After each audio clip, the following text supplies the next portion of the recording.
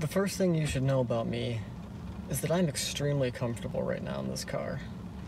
Extremely comfortable, but not completely comfortable. Hold on a second.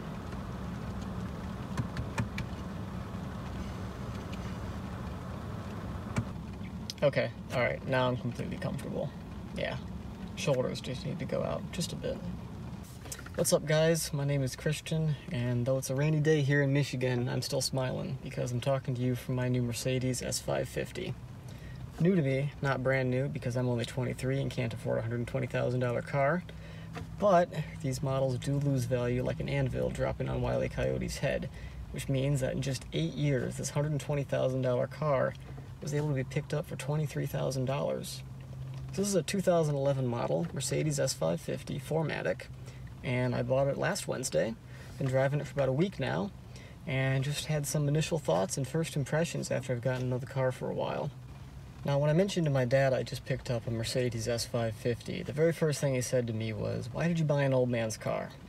And he's got a point. I mean, this has an air suspension and massaging seats. But then again, who wouldn't want to daily drive a car with an air suspension and massaging seats? I mean, this is amazing. It is the most luxurious car I've ever driven, hands down. I had my eye on them for a while, and I finally drove one, after years of looking at them, and I was just smiling the whole time. I thought it was hilarious how you just couldn't hear the road, how it just glided over all the bumps.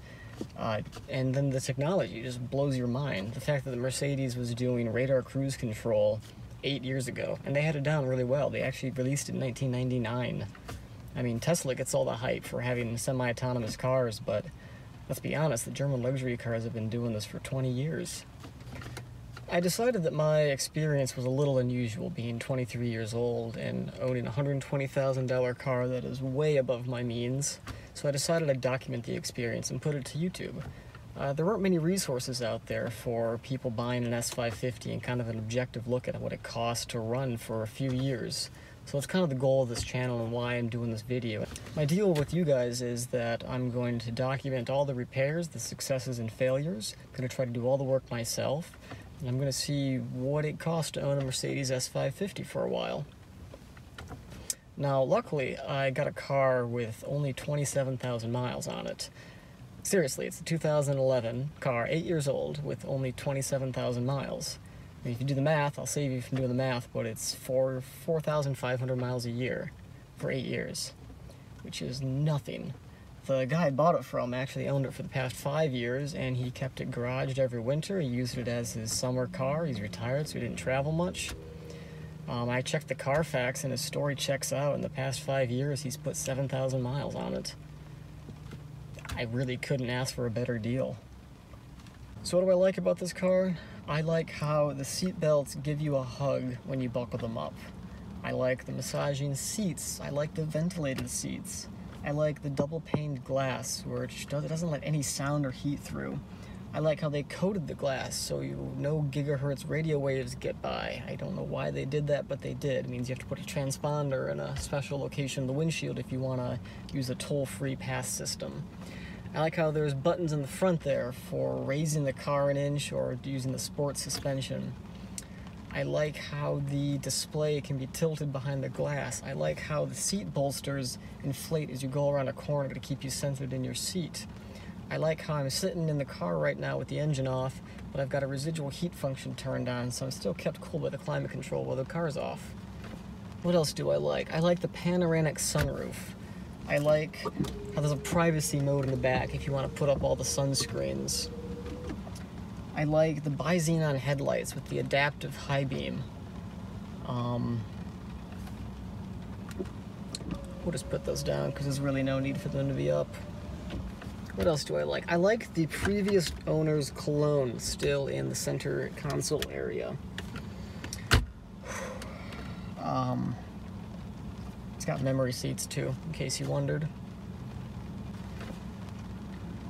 I like the heated steering wheel. And I'll be honest, I've gotten really lazy in this car. Sometimes, when I've got the air conditioning on for a while, my hands get cold, and instead of turning the AC down, I just turn the heated steering wheel on. That's what this car turns you into. That's the sort of person you become when you drive a Mercedes S-Class. yeah, take that however you want. So this isn't my first Mercedes. I've been a fan of them for a few years. I've actually owned my dad's previous Mercedes CLK, kind of the E-Class coupe from 2004. And when that car started to go, I immediately bought a 2008 CLK because I have no imagination. And just a week ago, I put that one up for sale and purchased this 2011 S550. So I know quite a bit about Mercedes. I'm a big fan of the brand and I'm a big fan of the cars. And that kind of illustrates the reason behind why I'm driving this beast. I mentioned previously that this car used to have a little TriStar logo on the hood for Mercedes. And I don't know why that logo, that hood ornament in your field of view as you drove, just annoyed me to no end. I don't know why, but I hated that irrationally. I think it was a sort of imposter syndrome thing. I don't feel like I deserve the little star in the hood as I drive. So as soon as I got home, within an hour, I had yanked that out and put in a flat black emblem. And I feel a lot better after that. I also think the car looks a lot better without the raised star logo. It always seemed a bit old-fashioned in my eyes. So that's pretty much it. Please subscribe, and I will post videos only when something big happens, so you guys won't get spammed by me. But if something breaks, if I need to make a repair, something unexpected happens, I'll make a video to document that. And hopefully I'll be doing like yearly wrap-ups of cost of ownership for the first year, second year, third year, and however long I own this car. Right now, 27,000 miles. This car's got a long life ahead of it. So one more quick thing that I have to mention before I go. This car is so new that they never peeled the sticker off the gear shift lever. Let me show you what I'm on about. In 8 years of ownership, no one has peeled off this piece of plastic. 8 years, no one peeled this off, except for now. Share this moment with me. Beautiful. Now let's get a fingerprint on it. All right, perfect.